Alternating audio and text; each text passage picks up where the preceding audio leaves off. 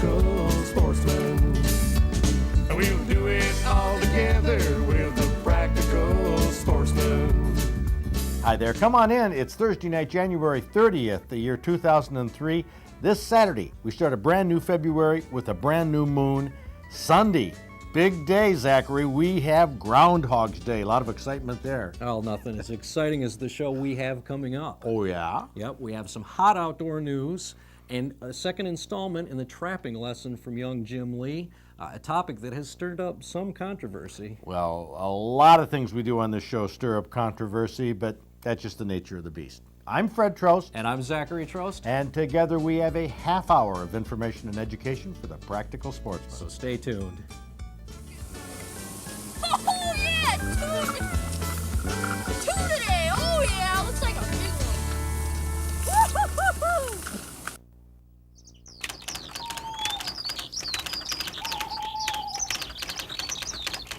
On the front page of the New Michigan Outdoor News, Dateline Lansing, Bill Parker reports that by the end of the first week in January, 4,332 deer and elk were tested for chronic wasting disease, and all test results so far have been negative.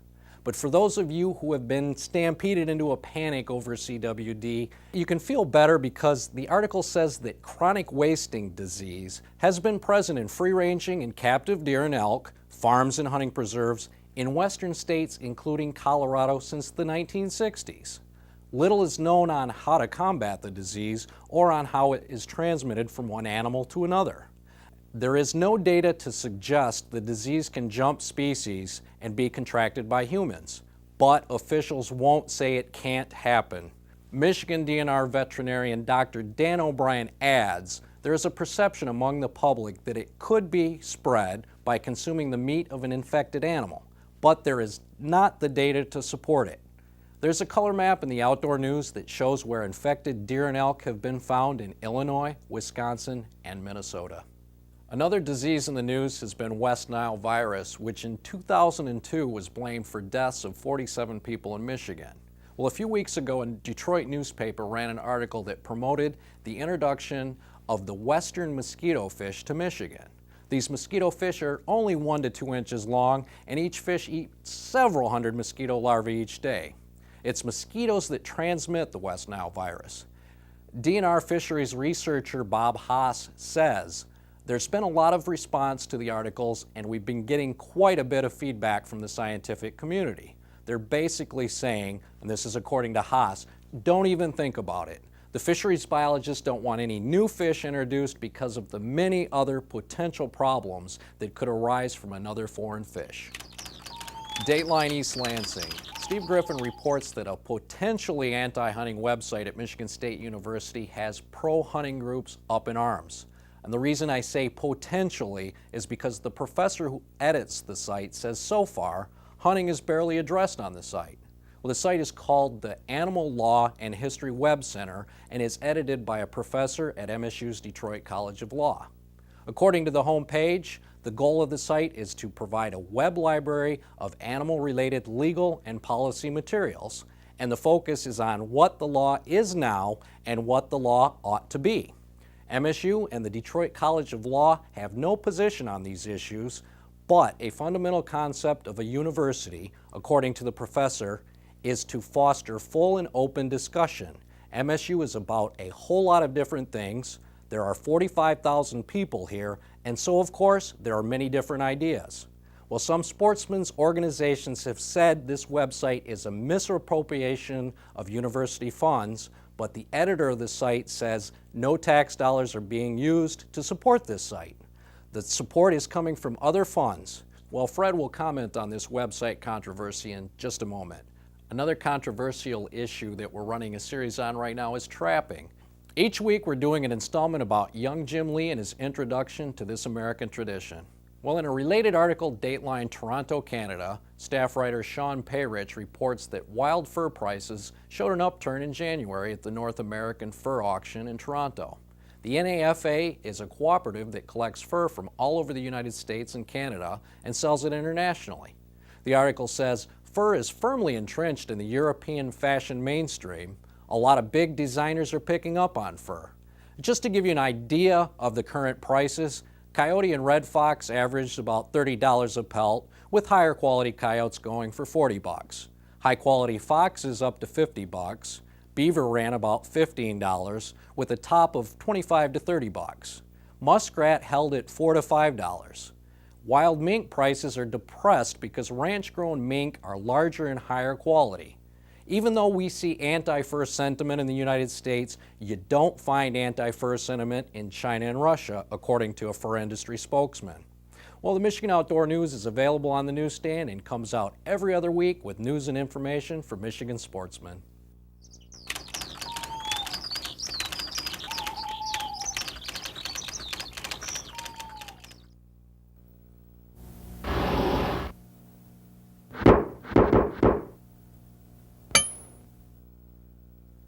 When do people step over the line with laws and start stepping on other people's freedoms? When, you ask? Every single day. And I'm not happy to see it in this current controversy over the so-called anti-hunting animal rights website. I mean, both sides tend to lose grip on reality. They get paranoid and they want to stomp on each other's freedoms. If I was a referee in this current fuss over this website, I'd send the hunters to the penalty box. I mean, think about it. This controversy is over freedom of speech, over words, over talk, freedom to disagree, the freedom to publish. If it weren't for this freedom, let me tell you, Outdoor Life, Field and Stream, American Rifleman, Fur Fish and Game, these magazines would be history. So would all of the pro-hunting websites. You know, these hunting groups are now challenging the freedom of speech of anti-hunters, not thinking at all that I'm here using a half hour of public television time every week with this show to present pro-hunting, pro-fishing, pro-trapping, pro-meat eating, pro-gun points of view. They don't want Michigan State University to be a part of an animal rights website? Come on. MSU is where I started my career on public television. WKAR TV for the first 6 years produced and paid for this show. I mean, MSU was where I launched Big Buck Night, the Wild Game Cooking Contest, and this show that uses the freedom of speech and freedom of press to preach my pro-hunting points of view every week. And another thing, MSU, remember, is the premier agricultural college in this state, heavily invested in research and raising animals for food. Well, don't try to shut down people who you disagree with.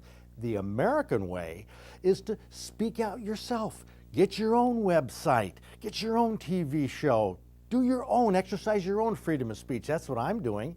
And that's why I say, where's the problem?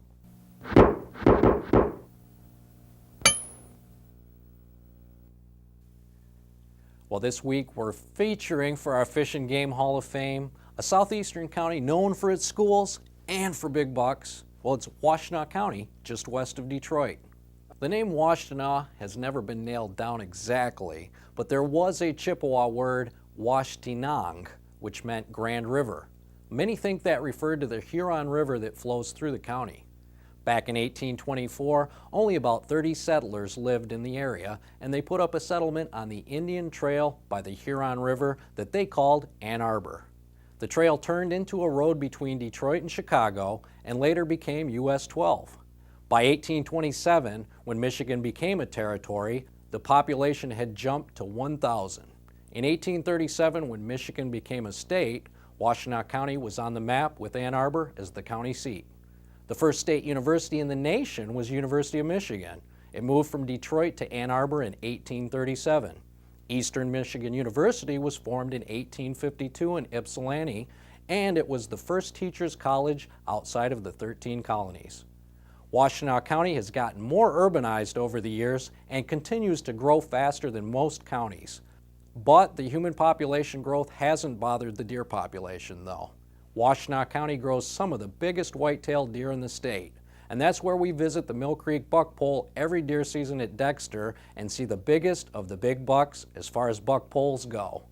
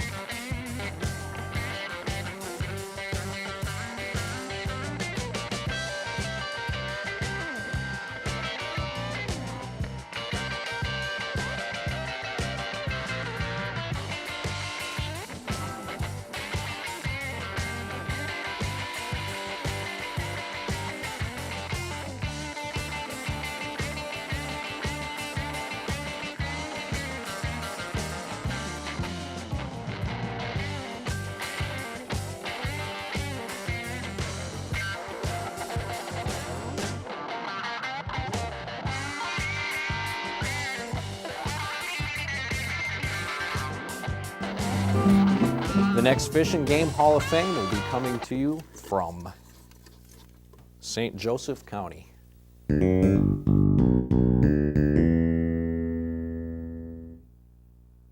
You can see how Zachary selects the counties each week. He draws the names out of a fishbowl, but how do the hunters and anglers get their photos on the TV Fish and Game Hall of Fame? Well, they have to be qualifiers for our hunting and fishing awards.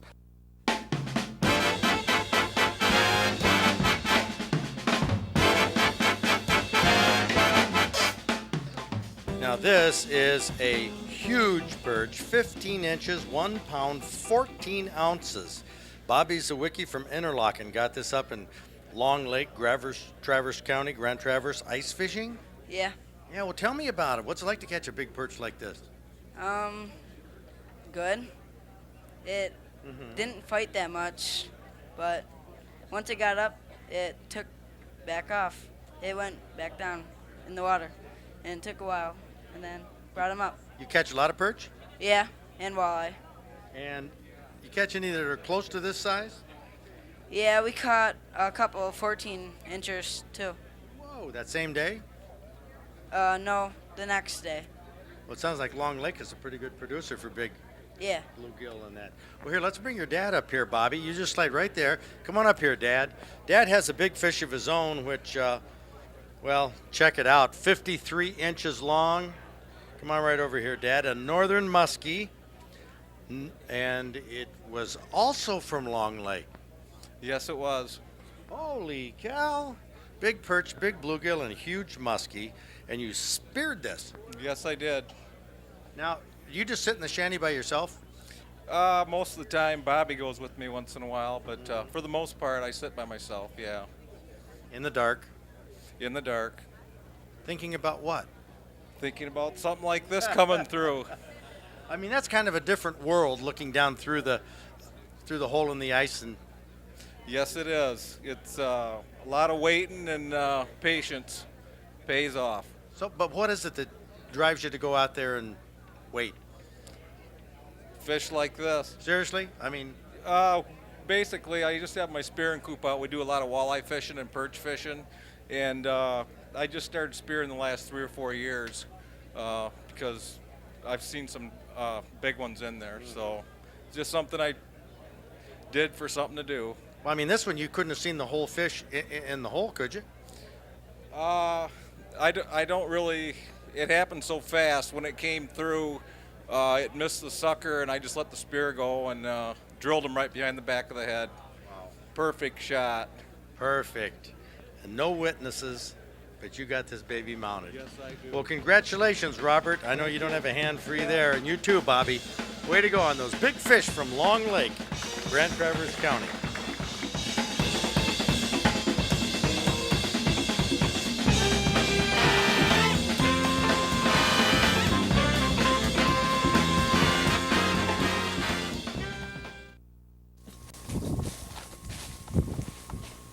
Down here, I caught a rat in my group set. Right now, what I'm doing is I'm marking the tree so I know where my trap is at. So when we drive by with the truck, I know where my trap is. I got a muskrat there, and I'm gonna get my gloves so I can reach down and get him. Woo yeah, got him. Dead in my conifer. Got him, big one. Jim Lee is a young boy who lives on a farm near Grand Ledge, and he's taken a real interest in the outdoors. Hunting, fishing, trapping, you name it, Jim wants to learn about it. This is his first day of running a trap line on the family farm. He had tagged along with his dad before, but this year his dad let Jim handle everything himself. And with experience, he'll be a lot faster than this. Right here, I'm cleaning my muskrat because he was dirty. One way to clean your rat or other animals, dip them and rub it off. This is the easiest way to clean them. Later that day, he checked another trap on the drainage ditch. Well, you see the weather had changed and it snowed a little. He got another muskrat in this trap. A good prime muskrat pelt will bring Jim, $4 or $5, and it will probably end up being shipped overseas where fur is fashionable and the fur market is very strong. These conibear traps have strong jaws, and they're not easy for a youngster to operate. Sweet! Another muskrat down.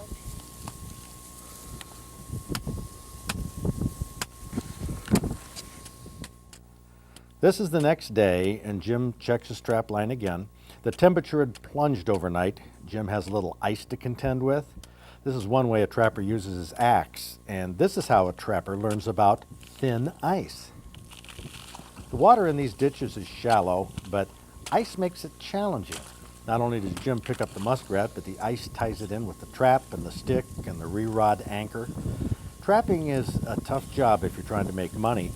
Jim's doing it just to learn, though, and he's excited. Oh yeah, two today. Oh yeah, looks like a big one. Woo-hoo-hoo-hoo. Jim might find all this very exciting now, but checking miles and miles of a trap line, taking dozens of rats from the traps and skinning them all back at the farm becomes a big job for trappers who do this for income. But this isn't a job for Jim. It's a hobby that's a way to learn about wildlife and trapping and the tradition that built America's early economy. I don't know if you noticed, but none of these traps are leg hold traps. He's only using conibear traps that kill the muskrats instantly, and to many, these are humane.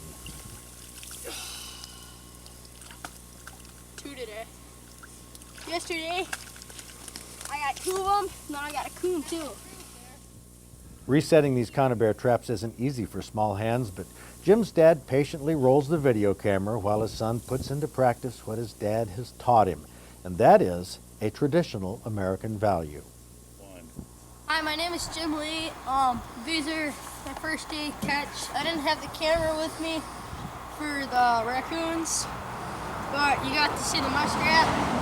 And we'll show you how to skin a coon and a muskrat and to flush them too and stick them on stretchers. That's for another day.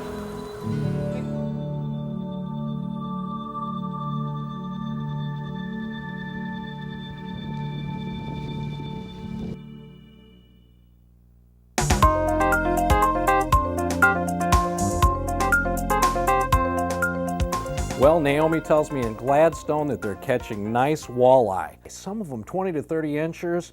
She said the best luck is using a sucker on a tip-up, but they're also having some success jigging with 2 to 3 inch minnows.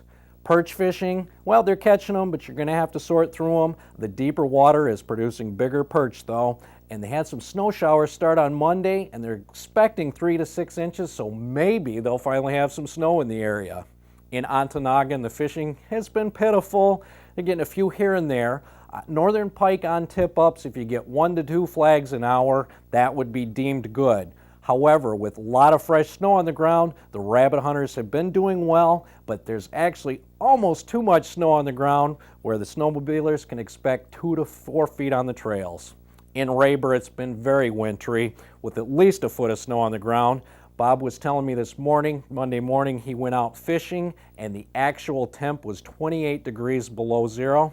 They're also catching limits on walleye on Muskong Bay. They're jigging with minnows, and also catching some nice northern pike, and they had a perch of 15¼ inches landed over the weekend. In Alpena, the ice conditions have been good on Long and Grand Lake with 12 to 16 inches.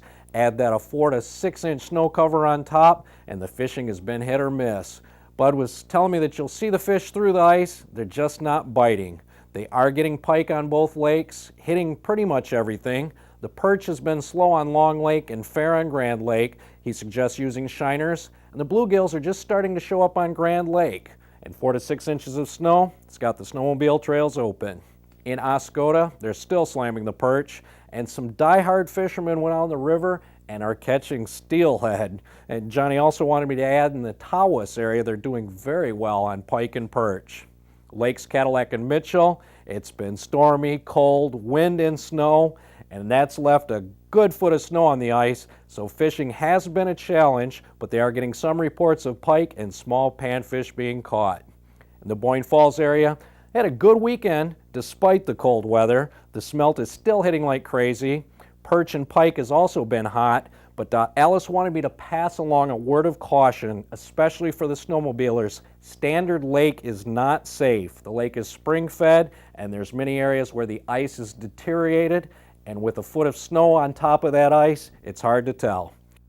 This Saturday is Puppy Saturday at the museum from 10 until 2. It looks like it's going to be warm enough, but we will still have that space available inside if you desire. Yeah, well, it is supposed to be over freezing. That's kind of exciting. I tell you, it was not over freezing.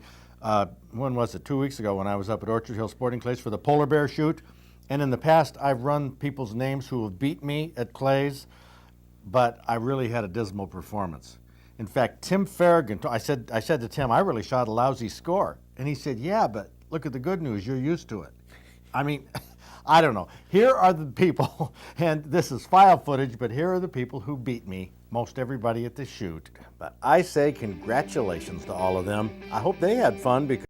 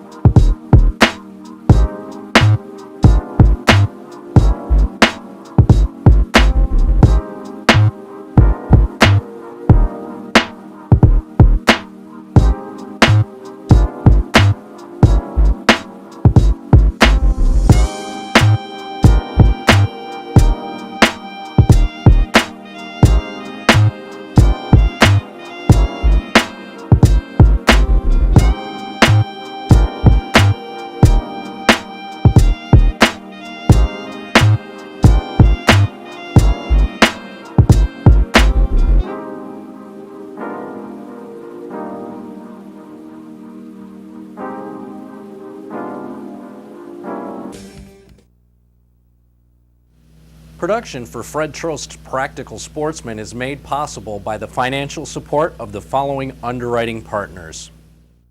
Hi, my name is Jim Lee. These are my first day catch. I didn't have the camera with me for the raccoons, but you got to see the muskrat.